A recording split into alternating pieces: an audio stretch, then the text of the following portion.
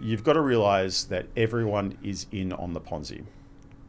Everyone's in on the Ponzi. Now, we've got this, everything in the media right now has something to do with property. There's a few reasons for that. One is we obviously have this cost of living crisis, but also the media in this country are completely captured by property because Domain is owned by Fairfax. And I think last time I looked, it was about 34% of the market cap. Although it's probably substantially changed since then, but it's a substantial portion of the market cap goes into that. And then News Limited, REA, last time I looked, again was a long time ago, was at 70-something% of the market cap. And so they're completely captured. So we'll win a gold medal in the Olympic Games, and there'll be an article. What does this mean for Australian property? Right? Yeah. You know, like it'll be like always. Like the narrative is out like crazy, right? And so all you're hearing about is property. That's the discussion that people just live and die by in this country and so forth. But you kind of think to yourself, why? If we're on this massive home building spree, in fact, we are the second in the world for a developed nation globally in the amount of housing we build, both on a per capita basis and also as a percentage of housing stock basis. So we're on this massive building binge. So you think to yourself, if we're on this massive home building spree, why is that? Why are we still in a massive crunch in terms of the ability to find housing, and why is it so expensive? I mean, where's the baby boom?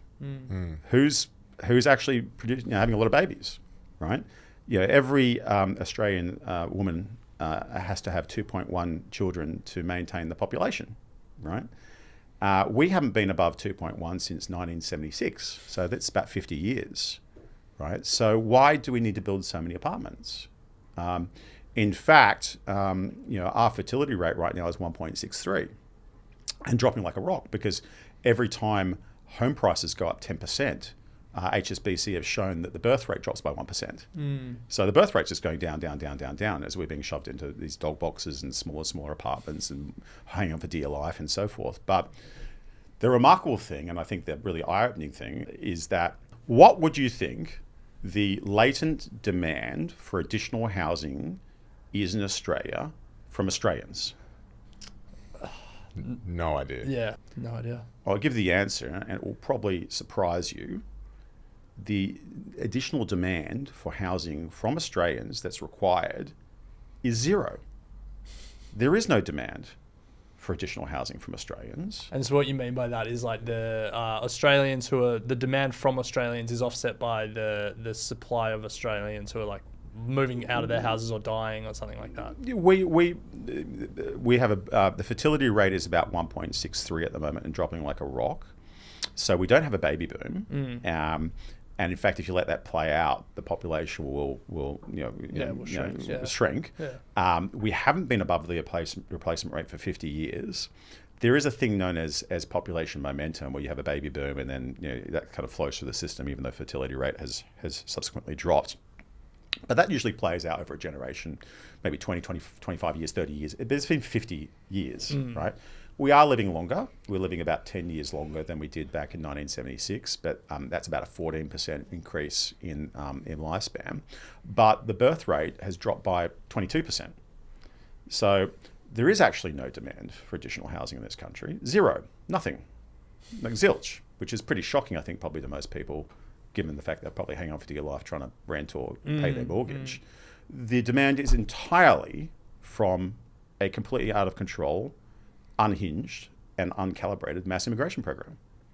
A mass immigration program where some months we bring 100,000 people into the country. A mass immigration program where of a country of 26 million people, there are 2.4 million people in this country on temporary visas. A mass immigration program where we send overseas per year 12,000 students to go study, and we have 800,000 in the country studying here, where there are only 6.4 million international students in the world, according to UNESCO, that actually leave their country to go study in another country.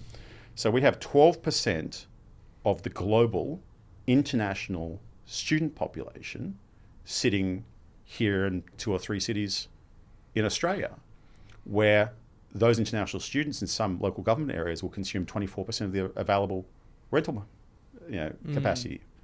I think it's in Melbourne, LGA, I think it's 21%. In Sydney, just here.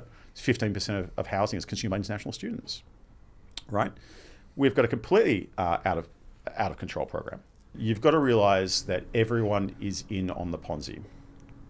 Everyone's in on the Ponzi, right?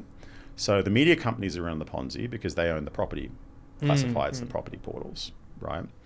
But then you look at the ASX 100, and the ASX 100 is completely all in on the Ponzi, with the exception of mining, because the ASX 100, you've got to think about it. Australians are up to their eyeballs in debt. I mean, last time I looked, I think household debt to GDP was 211% or something or other. So it was something like second in the world.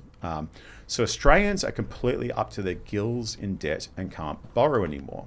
So how do the banks grow their revenue?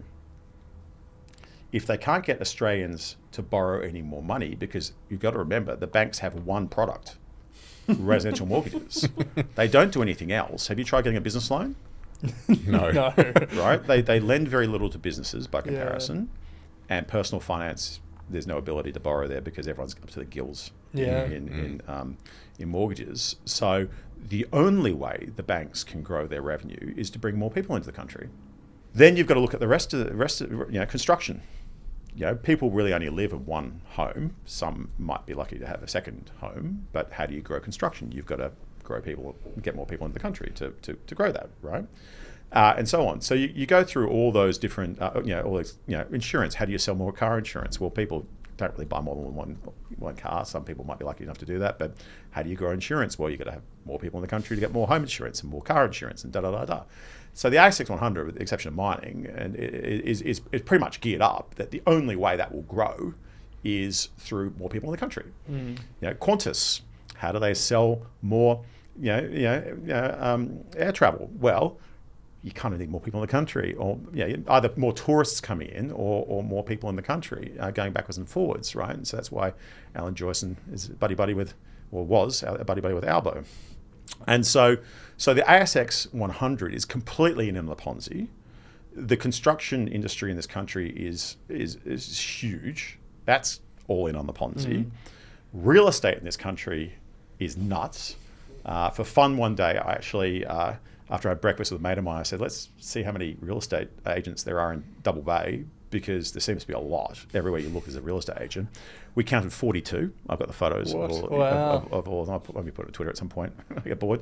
And so real estate's completely out of control, right? And so just every major industry really in this country, with the exception of a couple, involved in natural resource extraction, is involved in the Ponzi. The media is in on the Ponzi. The government's in on the Ponzi. Everyone's in on the Ponzi. But right? if you believe that, so if everyone's in on the Ponzi, how are you so confident that it'll all be unwound? Because math. Their wages going up. Not fast enough, yeah. I will say this about investing. Everything you do learn is cumulative. What I learned at 20 is useful.